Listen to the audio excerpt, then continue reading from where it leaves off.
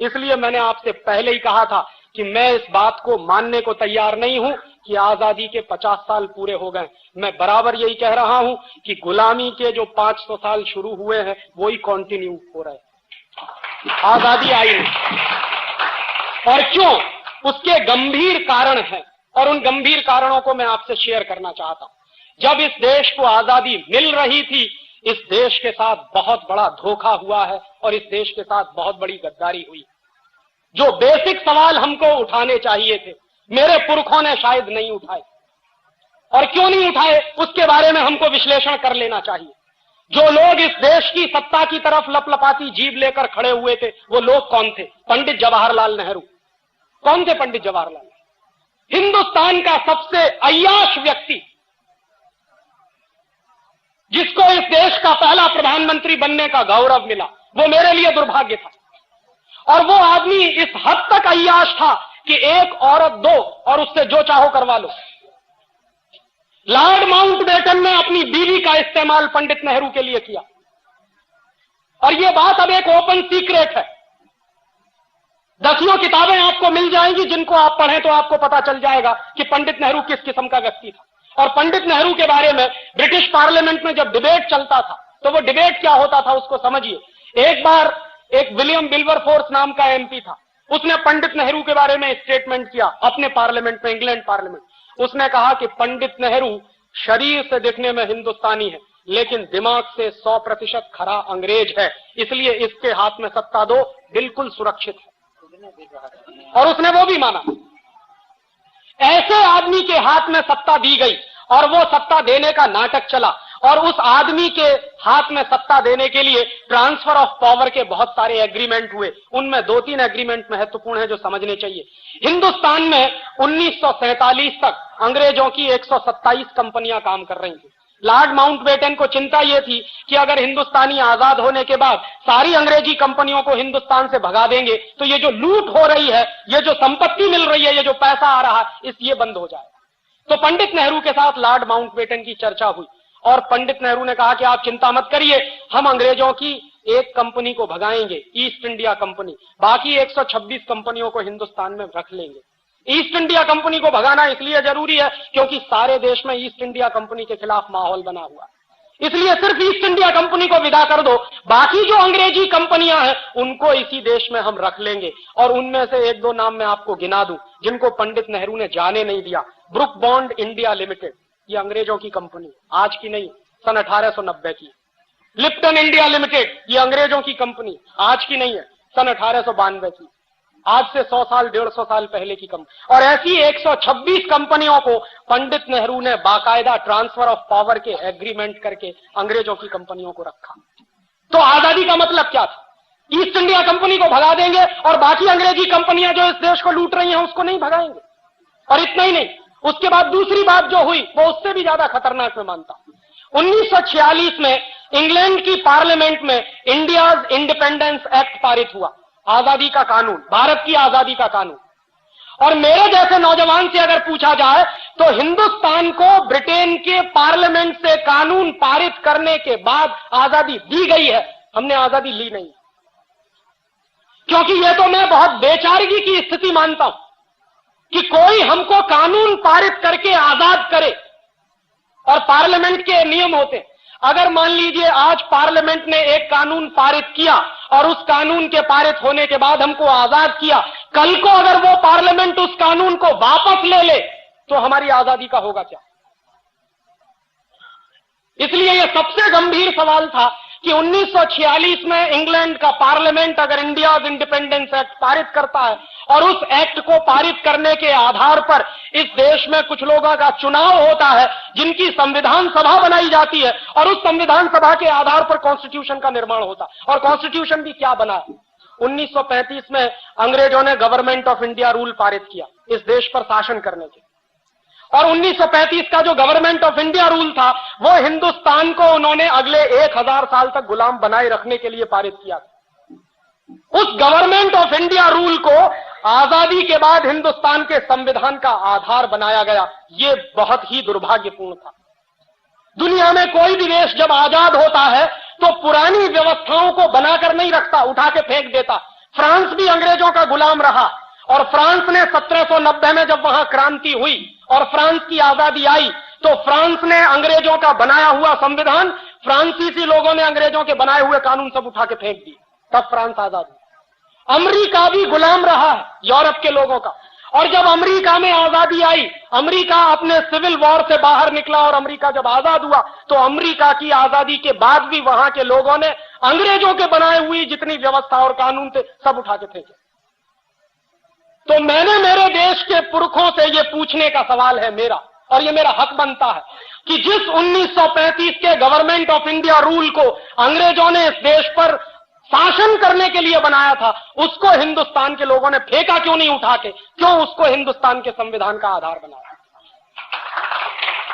और जो संविधान अंग्रेजों के बनाए हुए कानून के आधार पर खड़ा हुआ है, वो संविधान इस देश का भला कर नहीं सकता, उस बात से मैं कन्विंस हूं।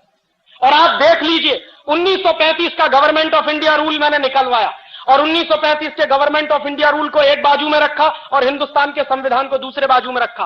फर्स्ट एक्ट के 95 जो आर्टिकल्स हैं, अनुच्छेद हैं, उनकी भाषा जैसी की तैसी है, कॉमा फुल स्टॉप भी नहीं बदला गया उसमें। माने जो कुछ अंग्रेजों ने तय कर दिया था उसी को आजाद हिंदुस्तान के अय्याश प्रधानमंत्री ने हिंदुस्तान का संविधान मान लिया। ये आजादी कैसी आजादी? और उससे भी ज्यादा तीसरा गंभीर सवाल मैं ये उठाता हूं कि जिन कानूनों को अंग्रेजों ने हिंदुस्तान को लूटने के लिए बनाया था वो कानून आज भी क्यों चलते हैं? 1860 में इंडियन पुलिस एक्ट बनाया और 1860 का जो इंडियन पुलिस एक्ट बनाया अंग्रेजों ने, वो जानते हैं क्यों बनाया? क्योंकि 1857 में बगावत हो गई थी, सारे देश में विद्रोह हो गया था। अंग्रेजों को डर लगने लगा था कि अगर 1857 जैसी बगावत अगर फिर से रिपीट हो गई तो हिंदुस्तान को छोड़कर जाना पड़ेगा। तो उस बगावत को दबाने के लिए अंग्रेजों ने पुलिस की स्थापना की और उस पुलिस को विशेष अधिकार दिए। उनमें से एक महत्वपूर्ण अधिकार था कि पुलिस वाले को डंडा पकड़ा दिया हाथ में, वो आज भी लेके घूमता। और वो जो डंडा पकड़ा दिया पुलिस वाले को हाथ में, उसके साथ कुछ अधिकार दे दिए। क्या अधिकार दे दिए? कि कहीं भी किसी भी जगह पर 5 से ज्यादा लोग इकट्ठे हैं तो उसको लाठी चार्ज करने का अधिकार है, बिना चेतावनी दिए लाठी चार्ज करने का अधिकार।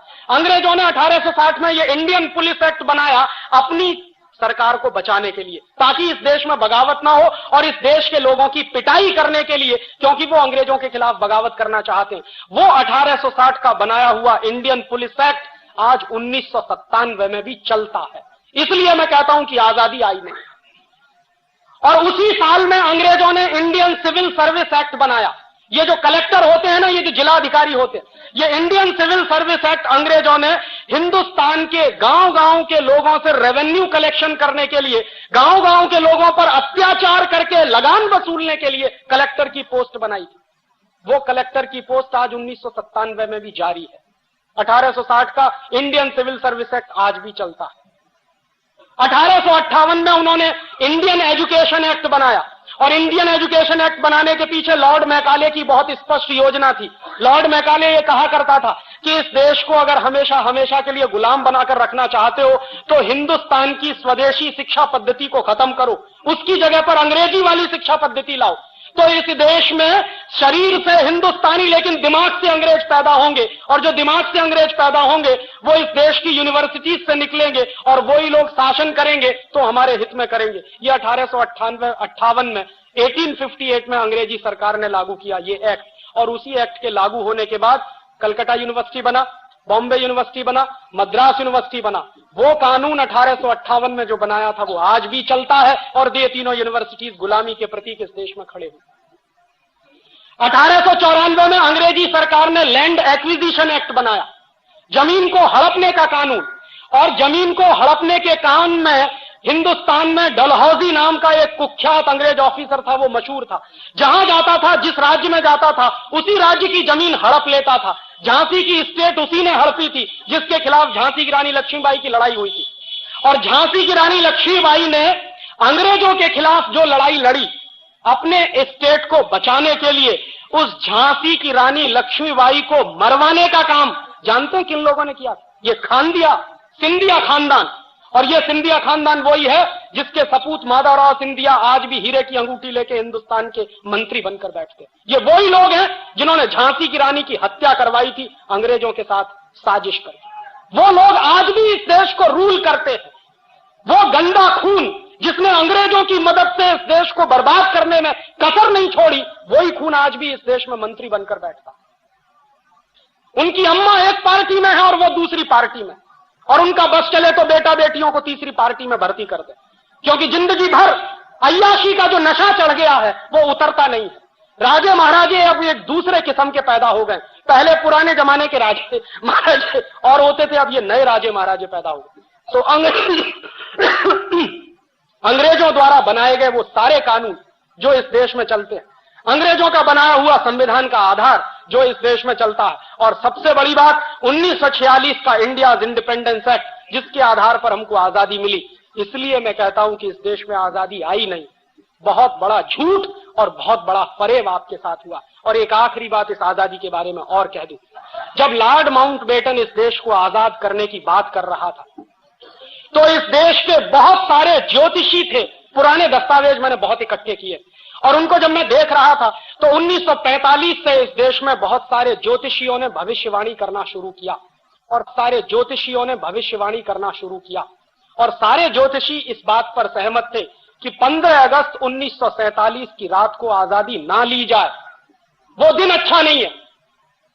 उनके अपने कुछ कैलकुलेशंस होंगे, ज्योतिष का शास्त्र है, ज्योतिष का विज्ञान है इस देश में, और बहुत विकसित विज्ञान है, मैं मानता हूं उसको। और इस देश के उस जमाने के सारे बड़े ज्योतिष शास्त्री कह रहे थे कि 15 अगस्त 1947 की रात को आजादी मत लीजिए। पंडित नेहरू से मना किया था, सरदार पटेल से मना किया था, लेकिन ये सत्ता के मोह में इतने अंधे थे कि जो कुछ अंग्रेज कह रहे हैं वो ही मानो। और उस जमाने में एक फ्रांसीसी लेखक था, उसका नाम था डोमिनिक लापियरे। उसने लॉर्ड माउंटबेटन से एक इंटरव्यू लिया। डोमिनिक लापियरे ने कई किताबें लिखी, उसमें एक किताब है फ्रीडम एट मिडनाइट, और ऐसी ही उसकी एक दूसरी किताब है the division of India and Lord Mountbatten. उसी दूसरी किताब में उसने लॉर्ड माउंटबेटन से जो इंटरव्यू लिया है वो छापा, और वो मैंने जब पढ़ा तो मेरा खून खौल गया। डोमिनिक लापियरे ने सवाल किया लॉर्ड माउंटबेटन से कि आप हिंदुस्तान को 15 अगस्त 1947 की रात के 12 बजे आजाद क्यों करना चाहते हो? ये काम तो दिन में करने के, आजादी लेने और देने के काम तो दिन में होते हैं, रात के 12 बजे तो दुनिया में सबसे ज्यादा कुकर्म होते हैं, आप ये क्यों करना चाहते हो? तो लॉर्ड माउंटबेटन का जवाब जानते हैं क्या था?